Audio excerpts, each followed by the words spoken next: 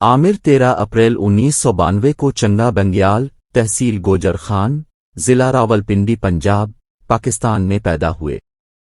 وہ راجہ محمد فیاض کے صاحبزادے ہیں۔ وہ 7 بچوں میں دوسرے سب سے چھوٹے تھے۔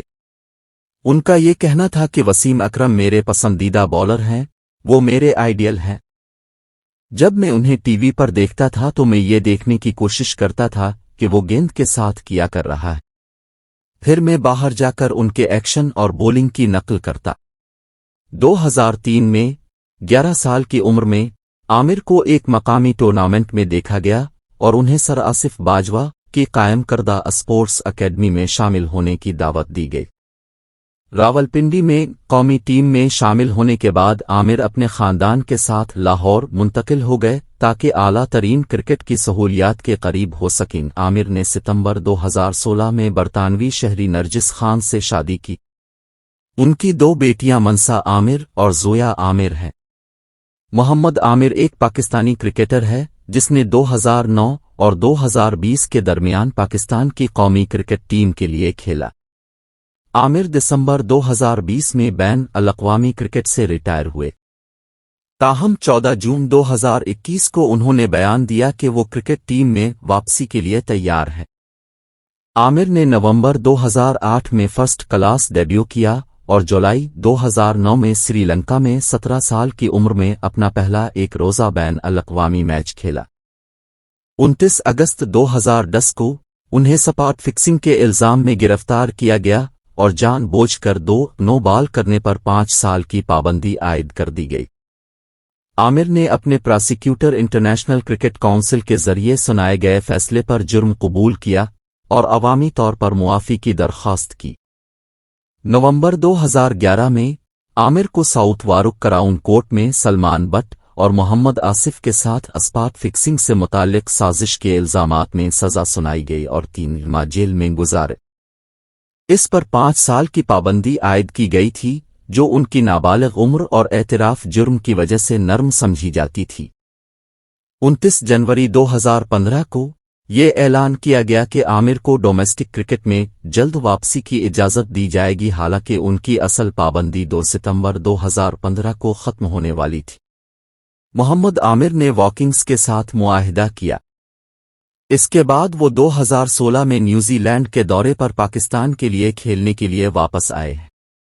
اگست 2018 میں وہ ان 33 کھلاڑیوں میں سے ایک تھے جنہیں پاکستان نے 2018-19 کے سیزن کے لیے سینٹرل کنٹریکٹ سے نوازا تھا۔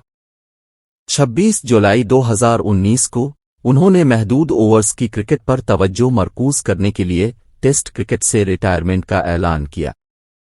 17 دسمبر 2020 کو انہوں نے بین الاقوامی کرکٹ سے ریٹائرمنٹ کا اعلان کیا۔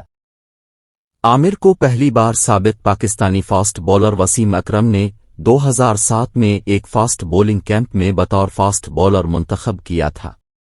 عامر اس وقت 15 سال کے تھے۔ پاکستان انڈر 90 کرکٹ ٹیم کے ساتھ انگلینڈ کے دورے پر گئے تھے۔ انہوں نے 16.37 کی اوسط سے 8 وکٹیں حاصل کیں۔ 2008 میں انہوں نے سری لنکا اور انگلینڈ کے خلاف لگاتار میچوں میں 4 وکٹیں حاصل کیں۔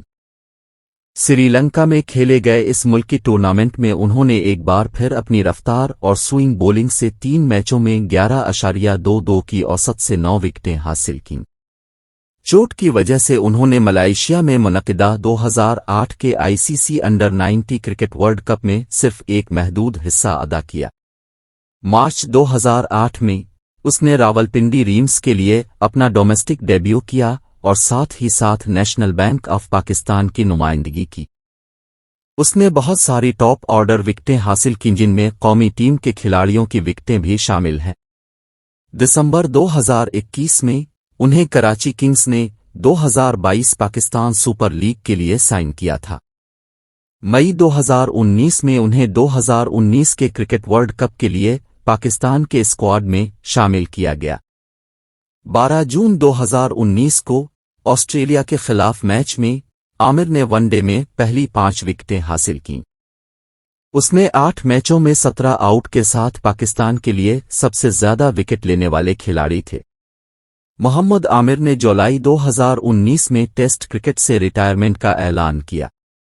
انہوں نے اپنا ٹیسٹ کیریئر 30.47 کی اوسط اور 144 وکٹیں لے کر ختم کیا۔ انہوں نے 2009 میں اپنے ڈیبیو کے بعد سے کل 36 ٹیسٹ کھیلے۔ پاکستان کرکٹ بورڈ کی جانب سے ناروا سلوک کا الزام لگاتے ہوئے عامر نے 17 دسمبر 2020 کو اعلان کیا کہ وہ اب بین الاقوامی کرکٹ میں انتخاب کے لیے دستیاب نہیں ہوں گے۔ انہوں نے اپنے فیصلے کی وجہ انتظامیہ کی جانب سے ذہنی اذیت کو قرار دیا تھا، اور انہوں نے ایک سے زائد مواقع پر پاکستان ٹیم مینجمنٹ اور کوچنگ سٹاف بشمول وقار یونس اور مصباح الحق پر تنقید کی تھی۔ اگرچہ وقار یونس نے اس کی تردید کی اور کہا کہ انہیں محمد عامر کے تبصروں سے تکلیف ہوئی ہے۔ 1 نومبر 2011 کو سلمان بٹ اور محمد آصف کو ساؤتھ وارک کراؤن کورٹ میں عامر کے ساتھ جوئے میں دھوکہ دہی کی سازش اور بدعنوان ادائیگیوں کو قبول کرنے کی سازش کا مجرم قرار دیا گیا۔ انہیں 3 نومبر کو فیلتھم ینگ انسٹی ٹیوشن میں 6 ماہ قید کی سزا سنائی گئی۔ عامر کو بعد میں ڈورسٹ کپورٹ لینڈنگ انسٹی ٹیوٹ میں منتقل کر دیا گیا، جہاں سے اسے 1 فروری 2012 کو رہا کر دیا گیا۔ اس نے اپنی 6 ماہ کی سزا کا نصف حصہ پورا کیا۔